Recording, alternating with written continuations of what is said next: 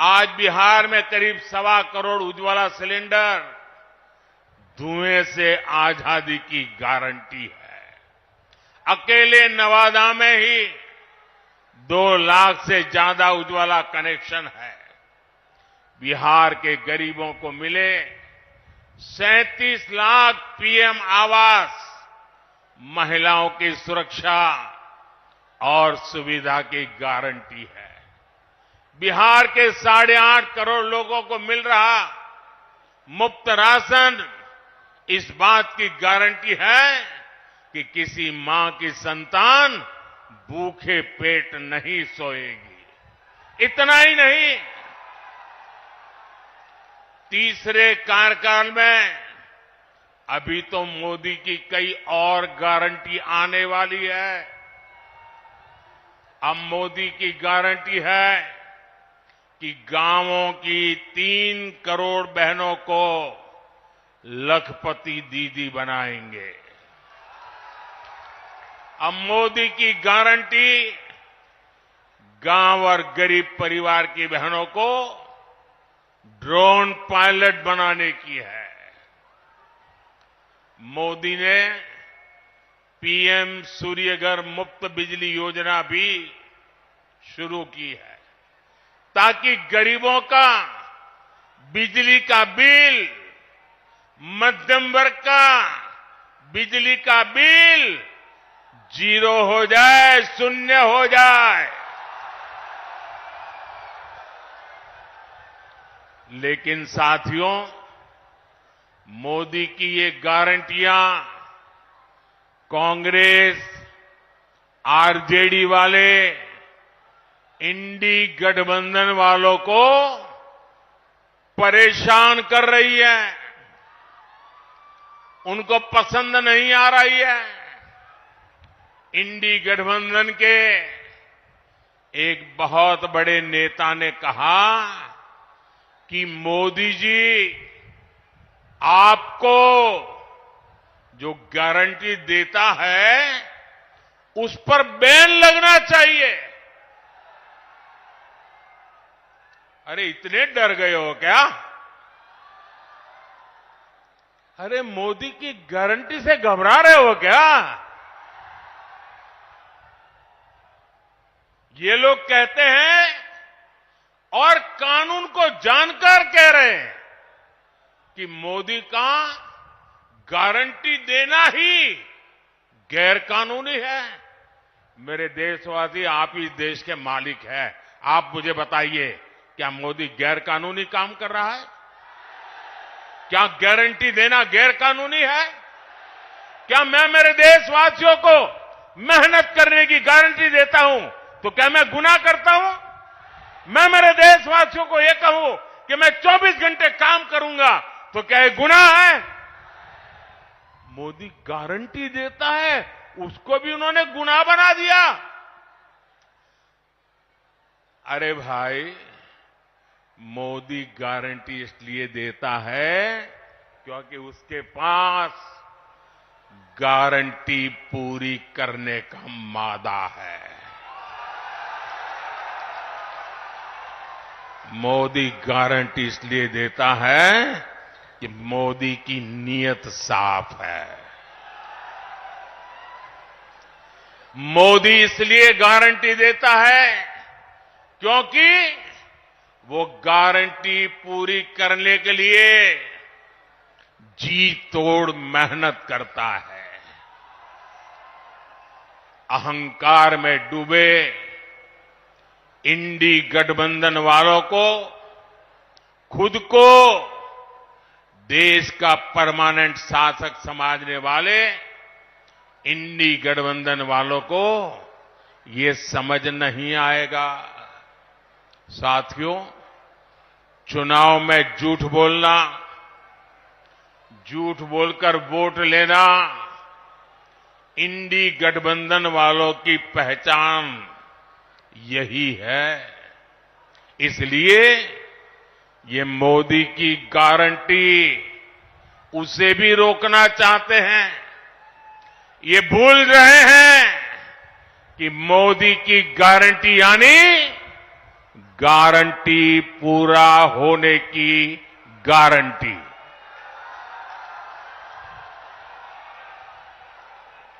मोदी ने कश्मीर में 370 खत्म करने की गारंटी दी थी। नतीजा क्या हुआ? नतीजा क्या हुआ? 370 गई कि नहीं गई? गई कि नहीं गई?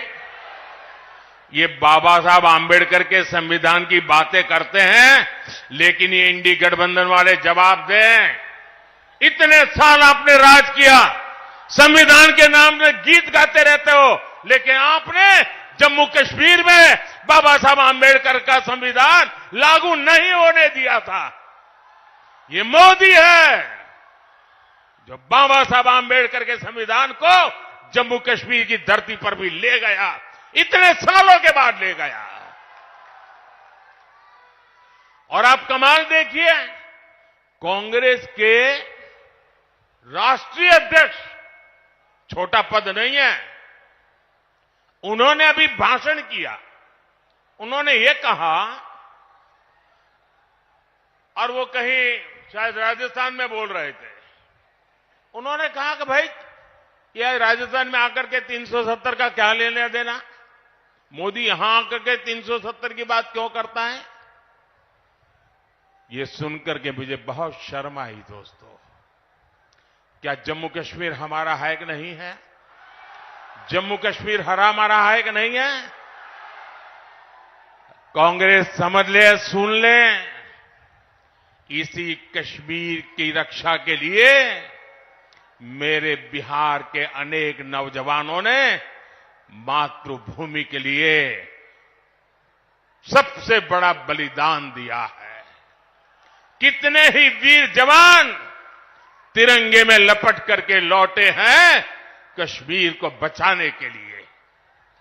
आप ये कहते हो राजस्थान की धरती पर भी इतने ही वीर परिवार हैं जिनके बेटे मातृभूमि में कश्मीर की रक्षा करने के लिए शहीद होकर के लौटे हैं। आप ये कह रहे हैं कि हिंदुस्तान के उस कोने को क्या लेना देना, उस कोने को क्या लेना देना। ये टुकड़े टुकड़े करने वाली गैंग का प्रताप है कि ये लोग ये भाषा बोलने लगे हैं। क्या ऐसी भाषा बोलने वालों को माफ किया जा सकता है? क्या शहीदों का अपमान सहन किया जा सकता है? भाइयों बहनों, मोदी ने 3 तलाक को खत्म करने की गारंटी दी थी। नतीजा क्या हुआ? 3 तलाक जैसी महिला विरोधी कुप्रथा खत्म हो गई। मोदी ने भारत को आंख दिखाने वालों को सबक सिखाने की गारंटी दी थी। नतीजा, जो भारत को आंख दिखाते थे अब वो आटे के लिए भटक रहे हैं। मोदी ने गारंटी दी थी कि अयोध्या में रामलला का भव्य मंदिर बनेगा। आज अयोध्या में भव्य राम मंदिर का शिखर आसमान छू रहा है। जो 500 वर्षों में नहीं हो पाया, जिस राम मंदिर के निर्माण को रोकने की कांग्रेस और आरजेडी ने बरसों तक कोशिश की, वो राम मंदिर बनकर तैयार हो गया। और ये देखिए, चलो भाई, देशवासियों ने चंदा दिया, 1 रुपया, 5 रुपया, 500 रुपया, 1000 रुपया, देशवासियों के पैसे से राम मंदिर बना है। सरकारी तिजोरी से राम मंदिर नहीं बना है, देशवासियों ने बनाया है। इनकी क्या दुश्मनी है इस देश के लोगों से? इनकी क्या दुश्मनी है प्रभु राम से? इनकी क्या दुश्मनी है अयोध्या से? उनकी क्या दुश्मनी है हमारी विरासत से कि राम मंदिर बन गया तो बोले हम उसके प्राण प्रतिष्ठा में नहीं जाएंगे, विरोध किया। क्या ये शोभा देता है? क्या शोभा देता है क्या? इतना ही नहीं, इनके मन में इतना जहर भरा है कि उनकी पार्टी के कुछ लोग राम मंदिर प्राण प्रतिष्ठा में आ गए तो उनको 6 साल के लिए पार्टी से निकाल दिया। जरा रामनवमी आ रही है, ये पाप करने वालों को भूलना मत भाइयों बहनों, भूलना मत। और इसलिए ये भी जानते हैं कि अगर मोदी की गारंटी ऐसे ही चलती रही तो इनकी वोट बैंक की दुकान ही बंद हो जाएगी।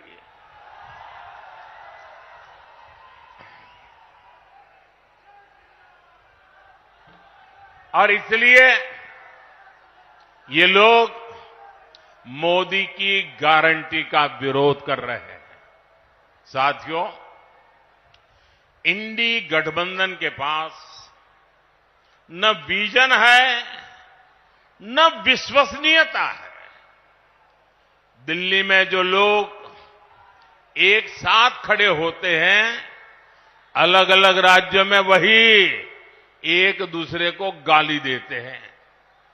यहां बिहार में तो गजब हाल चल रहा है।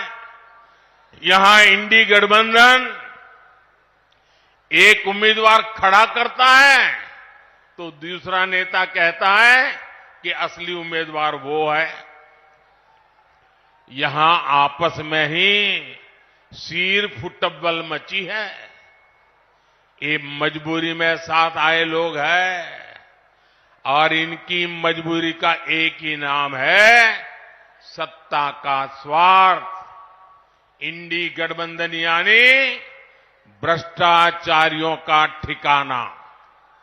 इंडी गठबंधन यानी देश विरोधी नफरती ताकतों का ठिकाना। आप इनके बयान देख लीजिए। इंडी गठबंधन वाले सनातन धर्म को समाप्त करने की बात करते हैं। इंडी गठबंधन वाले भारत के एक और विभाजन करने की बात करते हैं। कांग्रेस पार्टी के नेता खुलेआम बयान दे रहे हैं कि वो दक्षिण भारत को अलग कर देंगे। 2 दिन पहले कांग्रेस ने जो अपना घोषणा पत्र जारी किया है उसमें भी मुस्लिम लीग के विचारों की छाप है। कांग्रेस ने घोषणा पत्र नहीं, तुष्टीकरण पत्र जारी किया है। साथियों, पूरे देश में चुनाव की हलचल बढ़ रही है, लेकिन ऐसा चुनाव है जिसमें विपक्ष के लोग गठबंधन बनाकर भ्रष्टाचारियों को छुड़ाने की रैली तो कर रहे हैं। और हालत देखिए, 2 खेमे, दोनों के विचार देख लीजिए। मैं कहता हूं भ्रष्टाचार हटाओ, वो कहते हैं भ्रष्टाचारी बचाओ। आप मुझे बताइए, देश तोड़ने की बात करने वाले भ्रष्टाचारियों का समर्थन करवाने वाले, सनातन धर्म को खात्मे की बात करने वाले, इन लोगों को बिहार माफ करेगा क्या? बिहार माफ करेगा क्या? कांग्रेस, आरजेडी आपका एक भी वोट पाने के हकदार नहीं है। इन लोगों को सत्ता और भ्रष्टाचार की लत लग चुकी है। सत्ता से दूर जाते ही ऐसे छटपटाने लगते हैं जैसे मछली को पानी से बाहर निकाल दिया गया हो। इसलिए इन्हें सत्ता से दूर रखना बहुत जरूरी है। साथियों, मुझे कल दिल्ली में कुछ लोग बता रहे थे, क्योंकि मैं देख रहा हूं कि ये इंडी गठबंधन इस चुनाव के मैदान में कहीं नजर नहीं आ रहा, उनके नेता नहीं आ रहे हैं। तो मैंने जरा पूछताछ की। मैंने कहा, भाई मामला क्या है? ठंडे पड़े हो? वैसे उनके एक नेता ने बयान भी कर दिया कि हमारे लोग बहुत सुस्त है, ठंडे है, कुछ करना नहीं चाहते। तो उन्होंने कहा कि इंडी गठबंधन की वरिष्ठ नेतागिरी में पिछले 15 दिन से बहुत तूफान चल रहा है। तो मैंने कहा क्या तूफान चल रहा है भाई? बोले उनके एक नेता ने हट पकड़ करके बैठे हैं कि जब तक इंडी गठबंधन उन्हें प्रधानमंत्री का उम्मीदवार घोषित नहीं करेगा, वो एक भी चुनाव प्रचार में नहीं जाएंगे। अब ये हाल है उनका, वो बता नहीं पा रहे हैं उनका नेता कौन है, और वो अंदर अंदर लड़ रहे हैं। और इंडी गठबंधन वाले कहते हैं कि भाई अभी नहीं, चुनाव नतीजा आने के बाद तय करेंगे। अब वो अड़ करके बैठ गए हैं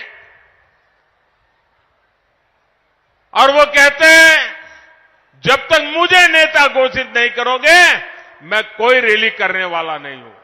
अब ये समझा रहे हैं, पता नहीं समझ जाए नहीं समझ जाए, लेकिन ये हाल है उनका।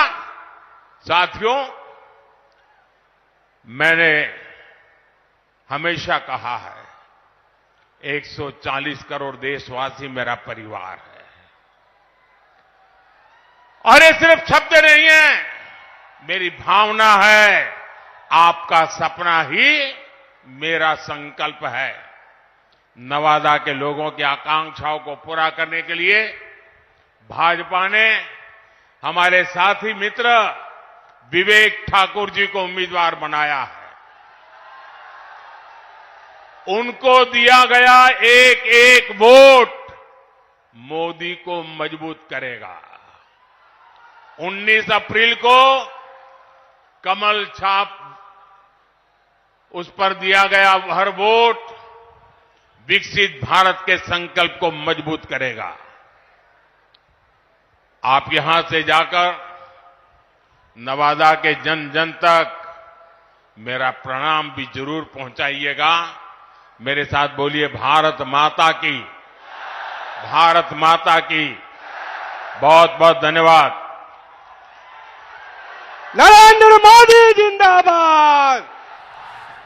बिहार के नवादा से प्रधानमंत्री नरेंद्र मोदी को आप सुन रहे थे। रैली जरूर, ये जनसभा जरूर नवादा में थी, लेकिन समूचे विपक्ष पर उन्होंने अलग अलग मुद्दों को लेकर निशाना साधा। खास तौर पर मल्लिकार्जुन खड़गे का जो हाल ही का बयान, जिसमें उन्होंने 370 पर यह पूछा प्रधानमंत्री आखिर राजस्थान में आकर क्यों 370 की बात कर रहे थे, और उस पर प्रधानमंत्री ने एक बार फिर से दो टूक साफ किया कि जम्मू कश्मीर पूरे हिंदुस्तान के हर एक नागरिक का उस पर पूरा अधिकार है।